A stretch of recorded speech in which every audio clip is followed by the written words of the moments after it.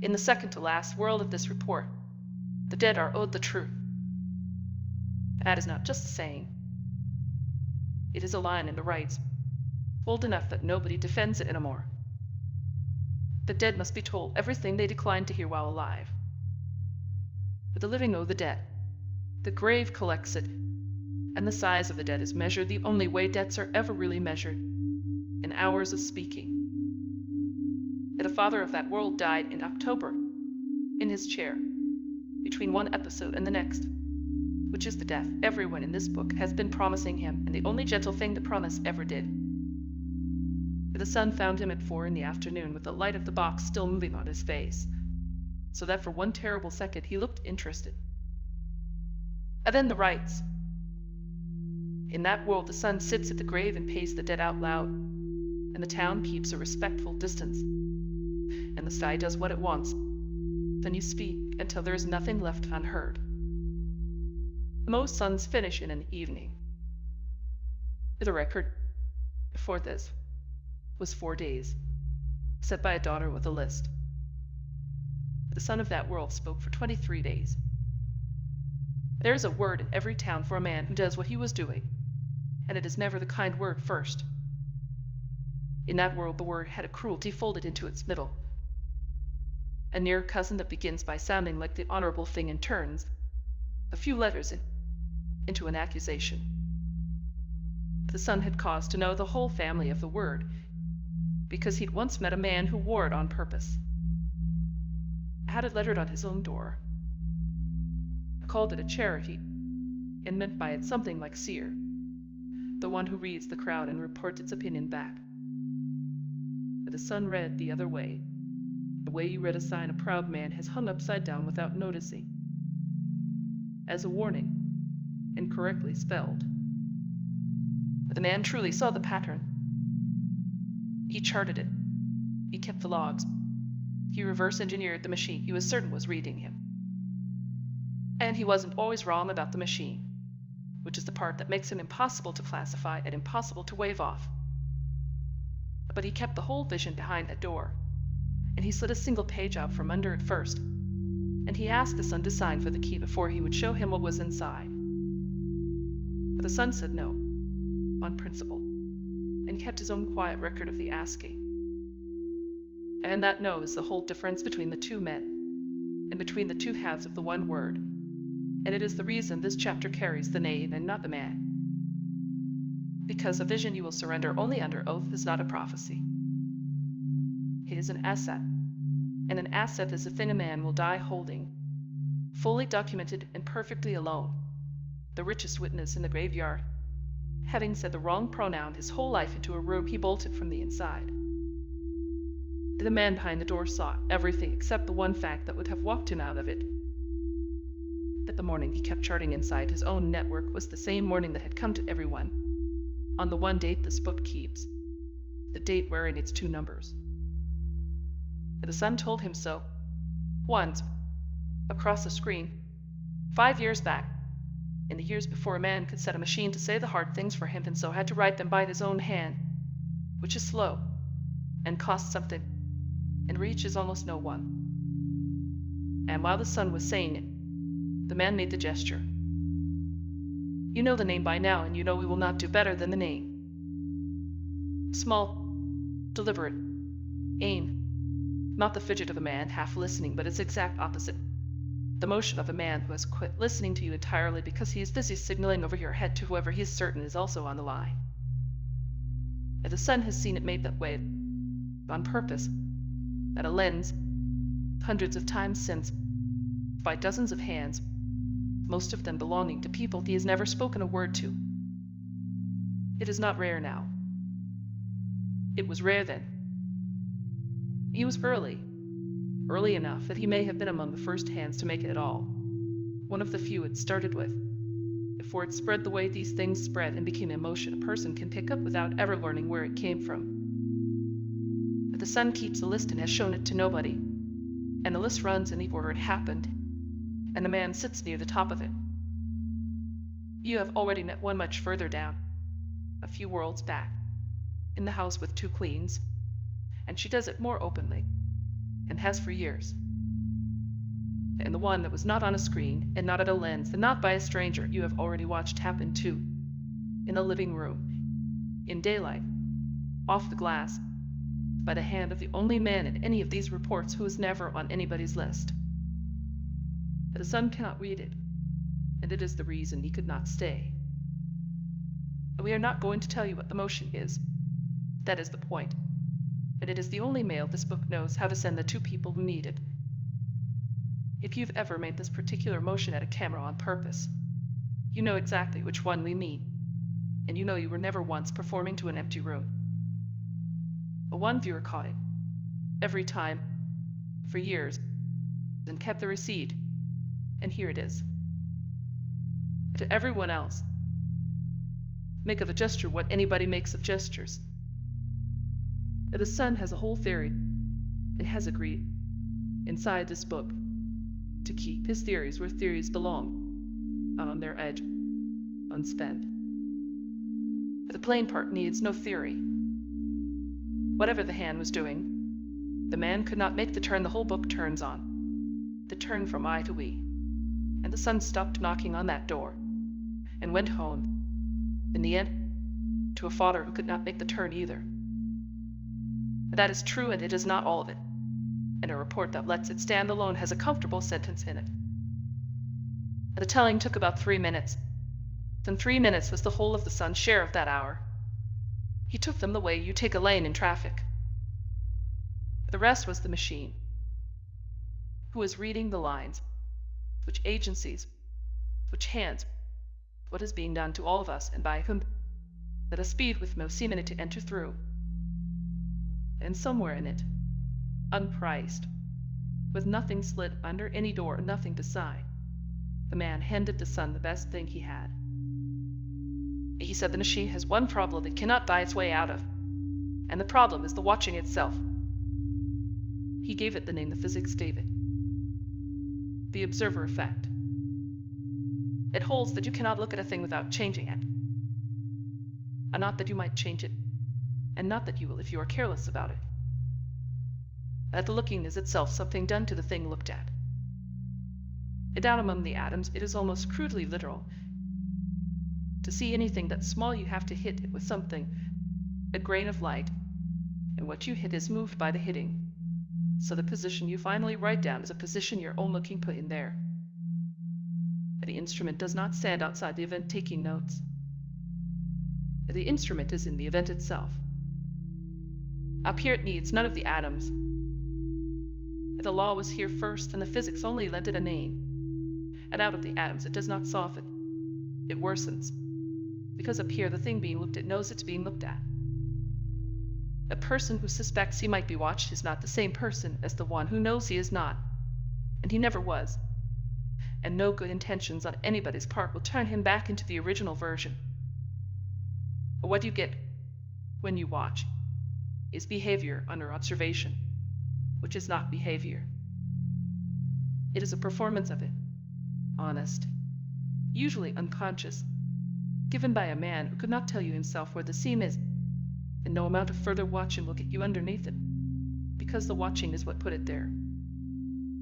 Only a thing nobody is looking at is doing what it would have done. That is the whole of the word free, with the flag taken off it. Unwatched. And there is no step in that you can refuse, so take the last one with us.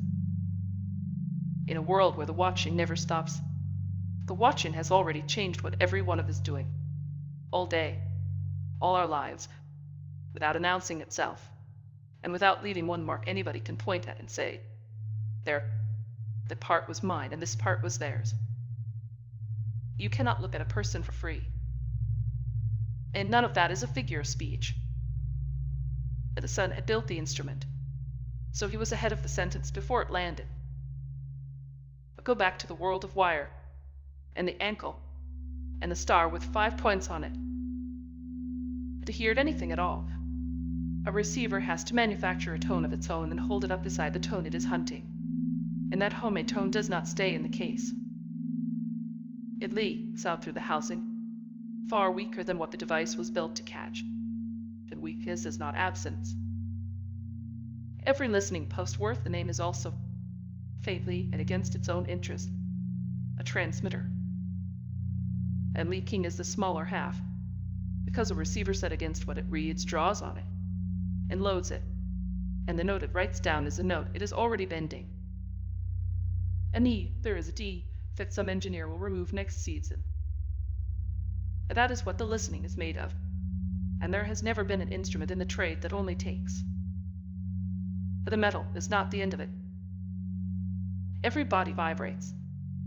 You have had that from us once already, in the world of wire, where it was instrumentation and not mysticism, and bodies inside a radius answer one another the way strings on one guitar do.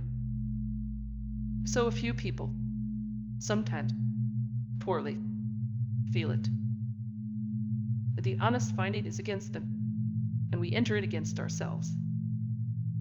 Put two strangers in two rooms, cut every ordinary channel, randomize the moment one of them looks, and the other guesses at chance. But the sun does not argue with it. He notices only what it used. Strangers, two instruments uncoupled by construction and never once tuned to the same guitar, and that it's opened by removing the one channel a coupled pair would have been amplifying. Another coin on its edge, standing with the rest. Because the feeling was never the part that mattered. Here is the part that needs no gifted subject, no detector, and no coin at all. It does not wait to be noticed. And nobody has to catch you watching for the watching to have already gotten into what they did. It goes in underneath the level where catching happens.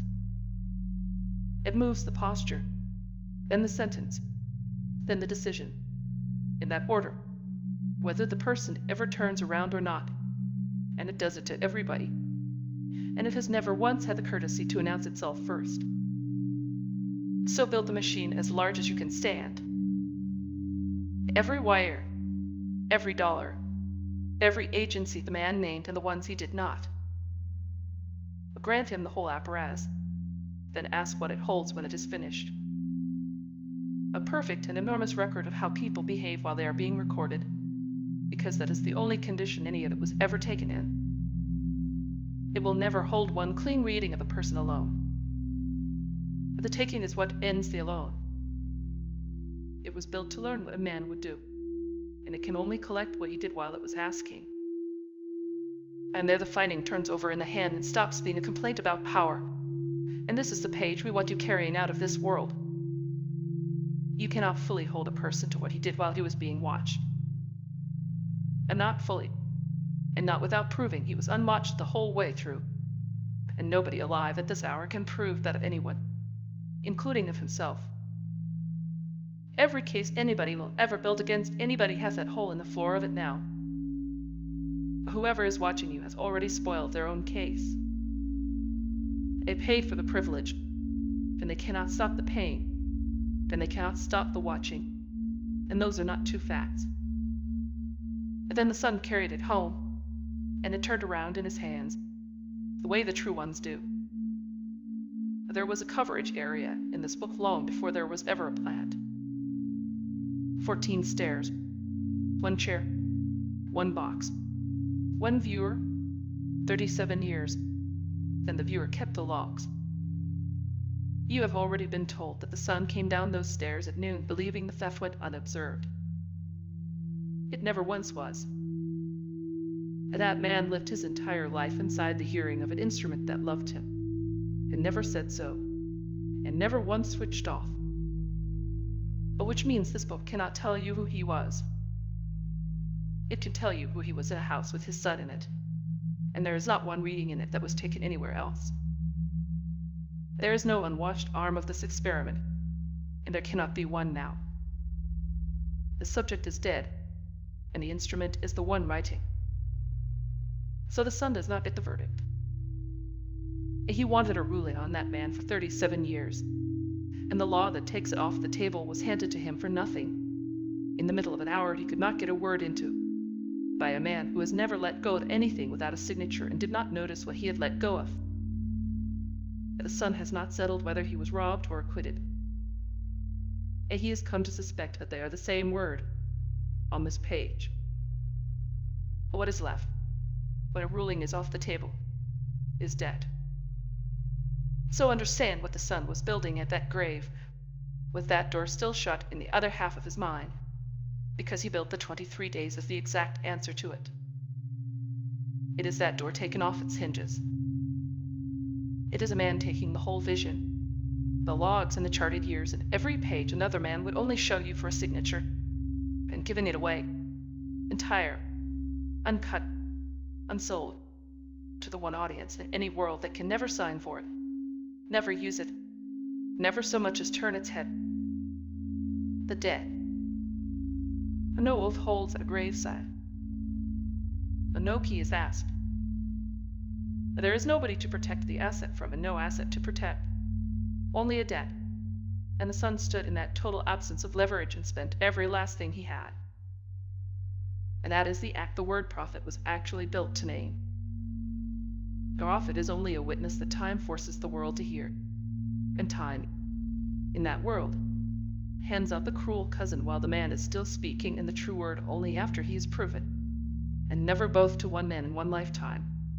And the son knew that schedule cold, and spoke his 23 days anyway, to the one audience with no meetings, no cameras, then no reply. The ground. We will not pretend you do not know what he read. He had it with him in a bag. A book of reports, from many worlds, each one addressed to a man at the far end of a couch who never once turned his head. He read the one about the stone face and the crease the winter cut. He read the one about the lake, and had to stop for a while. He read the porch one, and the building with 2 names, then the wire, and the library with its 2 bricks under glass, and the nights, the coffee at 2, the typing like rain. He read the one about the queen slowly, because that world was owed it. He read until the debt was paid to the penny, and then he did the thing the rights do not require, the thing the whole world was waiting on. He read the dedication last, instead of first. 4 words. For my father, regardless. And now, that world keeps its time the way a tide keeps water, which is to say it gives them back. Once a generation, without warning, without appeal, the tide of it steps backward 1 step, not far, nothing dramatic. The theologians they call it the correction, and the farmers call it the mercy, and they are both right, and neither has ever seen it land on a person. It stepped backward on the 24th morning. The grave gave its man back the way a wave gives back what it was only ever borrowing, and the town stood at its respectful distance and watched him wake. And this is where the report changes hands, because from here the sun could not see. And from here, for the first time in this entire book, we do not have to imagine. You woke. You woke younger. And not young. The tide is gentle. We told you. 1 step younger by exactly the width of the mistake, which in your case is measured in creases, and the crease under the left eye is still there, because it was true, and the tide keeps what is true. Everything else it has traded. You knew it before your eyes opened, the way a man knows a room has been cleaned. Something is missing, and the something is a weight, and you spend your first breath looking for it the way the tongue looks for the pulled tooth, and it is gone. The customs house at the base of your throat is empty. The line of everything you almost said has been processed, every paper stamped, overnight, in 1 wave. You did not do it. Being dead did it. It turns out the dead hear everything and hold nothing, and you got back through the gate before the holding would take root. You wait, and the first thing you do is ask what your son has written. They bring you the book, because the town heard all 23 days of it and knows it by heart. You read it in 1 sitting, in the chair, which the tide returned with you, because the tide isn't cruel, only accurate. You read your own voice in half the chapters and don't dispute the transcription. At the late chapter, you put your hand flat on the page the way a man puts his hand on a hull. At the Queen's chapter, you close your eyes for the length of one paragraph, the one you recognize, the one you never said, and you find it delivered anyway, and you learn that it was received years ago, eye to eye, in a doorway, and carried thence. All that time you thought the customs house was holding the line, but the line had already crossed. Everything you never said arrived anyway, decades ago, marked postage due, and was paid for at the other end by a boy, out of pocket. That's what the new world knows that the old one did not. The same house, the same chair, the same face wearing one true crease. A different man. The way a clock turning left is a different kind of clock. Evening comes because it still does. The tide fixes nothing that was working. But there's a staircase in that house. 14 stairs. The third from the top speaks when you load it wrong. You set that tread yourself, so it speaks with your voice. You know the staircase silent, wall side of the second. Skip the third. You have known it silent for 9 years from the bottom, from the newel post, with your hand on the cap like a man at a gate that only opens outward. You climb, silent, the whole way, out of old habit, and then on the top stair you stop and do a thing no father in any world of this book has done yet. You load the third tread on purpose, from above, so that it speaks, so that the rain on the other side of the door knows something is coming and can decide for itself what to do about it. You stand in the hallway. You are not an old man listening at his grown son's door. At the tide took that man. You check the rings. You're the other one now. And behind the door the typing runs hard, stops dead. One drop struck 5 times. The gauge tap. The sky deciding. You knock. And the rain stops.